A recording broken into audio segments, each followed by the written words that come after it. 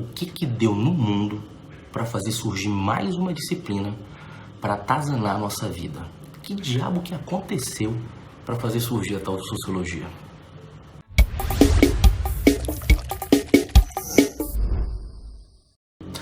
Olá pessoas, eu sou Bruno Cicalise, esse aqui é o Sociologia no Tucupi e hoje a gente vai falar um pouquinho sobre o surgimento da sociologia, ou seja, o que foi que aconteceu no mundo, que tipo de questões estavam ocorrendo no sentido político, econômico, social, que levaram algumas pessoas a pensarem que seria necessário a criação de uma nova disciplina, de uma nova linguagem científica para a gente começar a entender a sociedade.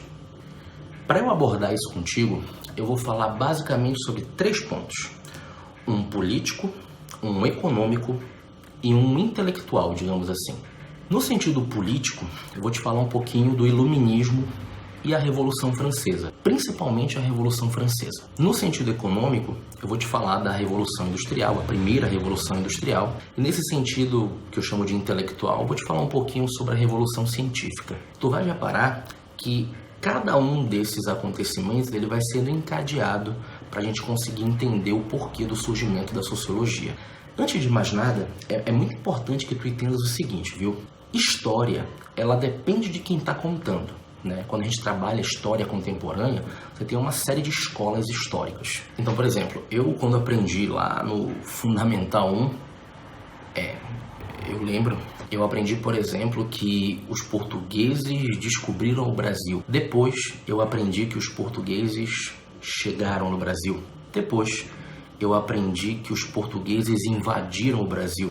Depois, eu aprendi que os portugueses saquearam o Brasil. Bruno, qual é o que está certo? Não tem exatamente o que está certo. Cada uma dessas é uma narrativa diferente. Se você consegue encontrar elementos na história, você consegue justificar cada uma dessas. É igual, por exemplo, um exemplo que um filósofo muito conhecido aí deu certa vez numa entrevista, falando sobre a questão do Império Romano. Geralmente, quando você aprende no ensino médio sobre o Império Romano, que o Império Romano está crescendo, né, você fala aí sobre a expansão do Império. Só que tem um determinado momento que Roma para de crescer, você tem uma série de crises, né, a crise do escravismo, de alimentos, uma série de situações. O exército começa a não se autoalimentar de pessoas e de recursos, e aí você tem o crescimento daqueles que eram chamados de tribos bárbaras, né? Ou seja, você tem a expansão das tribos bárbaras e a contração do Império Romano. E aí a aula passa a se chamar As Invasões Bárbaras. Quem contou essa história? Os romanos. Então, assim, é importante que tu entendas que uma narrativa, ela depende de quem está contando. Isso serve para a sociologia também. No caso aqui, a história da sociologia. Eu posso começar a história da sociologia lá nos socráticos, por exemplo, Sócrates, Platão, Aristóteles. Eu posso começar pelos árabes, eu posso falar a partir de Montesquieu, eu posso falar a partir de Saint-Simon, ou então a partir de Augusto Comte, que geralmente fazem a nível de ensino médio. Então, a narrativa que eu vou te colocar aqui, ela é uma narrativa a partir da Europa, sem dúvida nenhuma, até porque o nome sociologia ele surge lá, mas é importante que tu entendas que podem ter outras narrativas, outras formas de contar. A que eu vou te contar aqui, ela é a mais consagrada, aquela que a gente mais encontra referências nesse sentido. Então, voltando lá, aqueles 3 pontos. Lembra?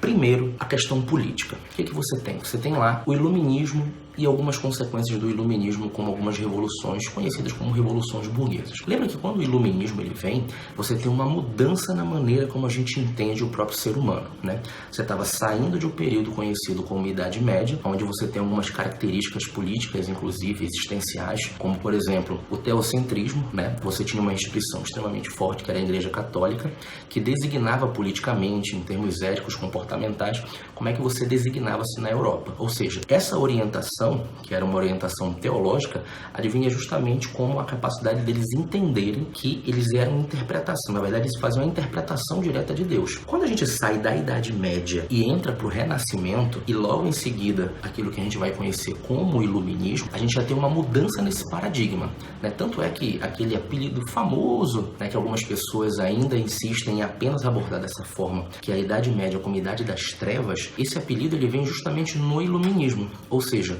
o Iluminismo olha para a Idade Média porque entende que ali não havia liberdade de expressão, não havia liberdade de pensamento, já que tudo era focado a partir da crença e das concepções divinas. Então ali não teria a brilhante situação relacionada à questão da ideia como um todo, ou seja, você tinha ali uma obscuridade do conhecimento. Então o iluminista olha e entende que lá era a Idade das Trevas. Essa é uma narrativa que hoje em dia nem é tão usada assim, né? Pelo menos você tem uma série de outras narrativas aí também muito interessantes. O fato é que o iluminista, ele começa a olhar de fato para a Idade Média nesse sentido e entende que agora ele está no caminho da razão. E não é mais Deus que estaria no centro para a interpretação de tudo e de todos. Agora é quem? Basicamente é o homem, é o ser humano. Ou seja, você deixa o teocentrismo de lado e passa para o antropocentrismo. Se antes era Deus, através das interpretações que nós fazemos dele, que designava aquilo que era certo e que era errado, agora quem designa aquilo que é certo e que é errado somos nós. E isso daí dá margem, inclusive, para a gente começar a pensar uma série de outras situações que vão ter impactos econômicos. Quando a gente pensa, por exemplo, nas revoluções burguesas, você tem uma classe surgindo aí e batendo de frente com aquilo que estava estabelecido.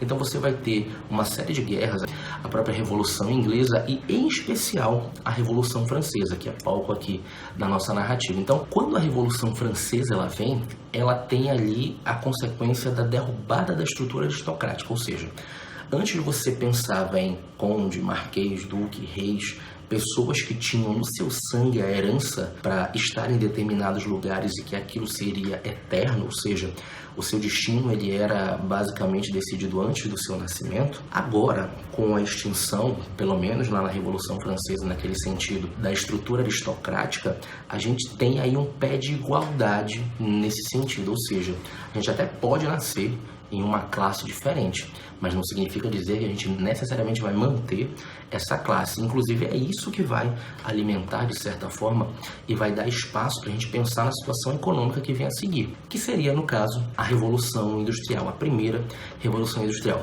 É muito importante que tu entendas assim que a Revolução Industrial ela é basicamente a consolidação do capitalismo, porque o capitalismo ele já vinha surgindo aí há um bom tempo que a gente vinha deixando de lado o sistema feudal. Quando a gente começa a se utilizar das máquinas a vapor e assim por diante, você tem uma concentração da produção diretamente relacionada à cidade.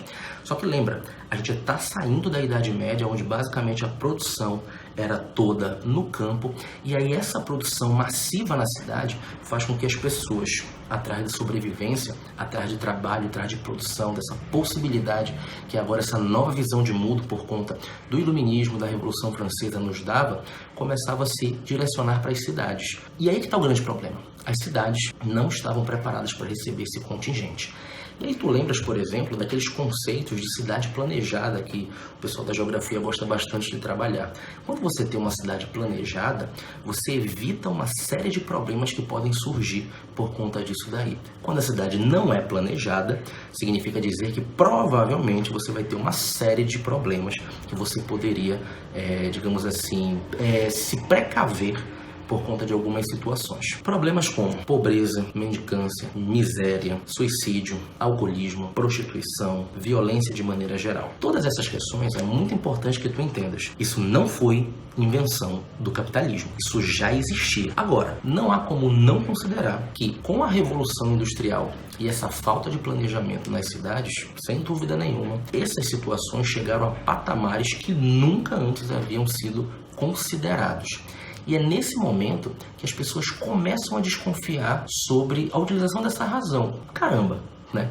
Acabamos de sair de um período de obscuridade do conhecimento. Agora, o conhecimento, a razão, a nossa decisão, a nossa metragem enquanto seres humanos é que está decidindo e desenvolvendo todas essas maravilhas. Olha só as máquinas agora trabalhando, a gente conseguindo desenvolver muito mais do que antes nesse sentido. E a gente olha para o lado, a desigualdade só aumentando, cada vez mais pobreza, miséria, uma série de situações que a gente nunca tinha visto numa escala como essa. Por quê? O que está acontecendo? Já que a razão está imperando, será que a razão não é um caminho? Não seria necessariamente essa consideração. Só que essa consideração é importante tu entenderes de onde ela vem. A gente começar a pensar numa linguagem que tentasse explicar e resolver os problemas que estavam acontecendo. Essa linguagem, de certa maneira, ela surge lá na Grécia Antiga.